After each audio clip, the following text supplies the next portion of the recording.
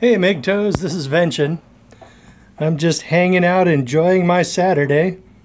I'm in the process of replacing my dad's fan controller because the mechanic who mounted it made the mistake of mounting it on top of the radiator. Now it's not really as bad as putting it next to the exhaust manifold, but it gets a little hotter than it probably should. So I think what I'm going to do is mount it over here by the battery, like on the side of the thing. I'll be sure I don't drill screws through the fender, so yeah. So or I might put it right here. I haven't decided yet, but it'll be safer. And then you'll have a fan that works again because he's been overheating. Yeah, it's not a bad way to spend part of a morning.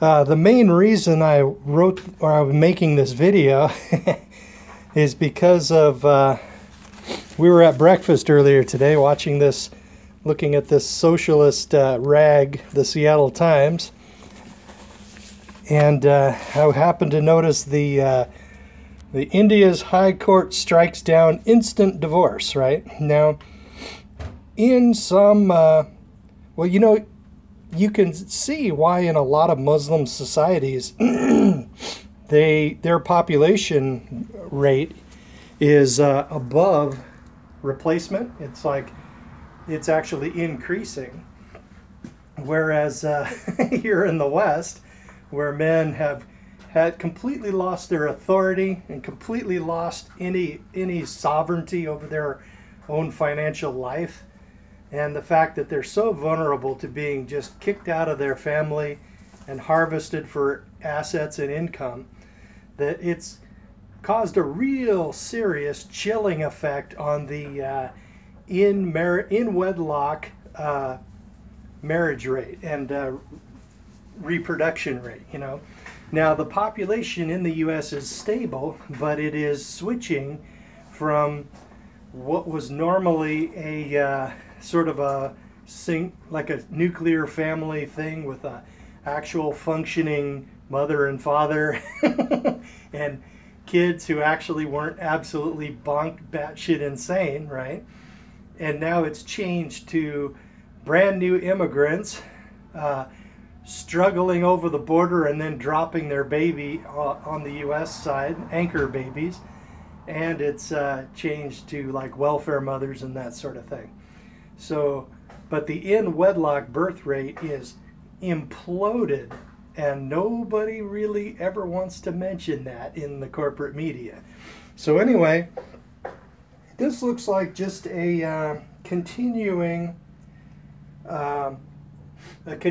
trend of men being depowered and basically pushed down. Right now, so this instant divorce, imagine how much authority that would give a man in a family if his wife was just being bitchy and hideous and having sex with all the neighbors and throwing shit at you and whatnot. If you had the ability to say, I divorce you 3 times, she would then be less likely to go completely freaking bonkers on you. And you could do things like, okay, if you want to be completely insane, you sleep outside today. Go sleep in the car, right? And then you can, and then you could say, I divorce you twice, and then watch how fast she toes the line and stops being completely freaking batshit insane, right? But apparently that is now illegal in India, so the man will of course have to pay alimony and child support and all that shit, and then eventually it'll swing to such an extent that the woman will have ultimate power in the relationship as they do here in the U.S., and then their population replacement rate will collapse as well. So it's just it almost looks like there's the elites of the world are trying to ram the Muslims into the U.S. to sort of give make the U.S. population a little bit more respectful of their authority. Because in Islam or Muslim societies, you know, they follow their leaders, you know, their religious leaders, pretty closely. And whereas in the U.S., it's like half the time our middle finger is stuck up to the leadership, you know, kind of like us. But basically, the welfare mothers and the feminists, you know, they tend to knuckle under authority much more readily.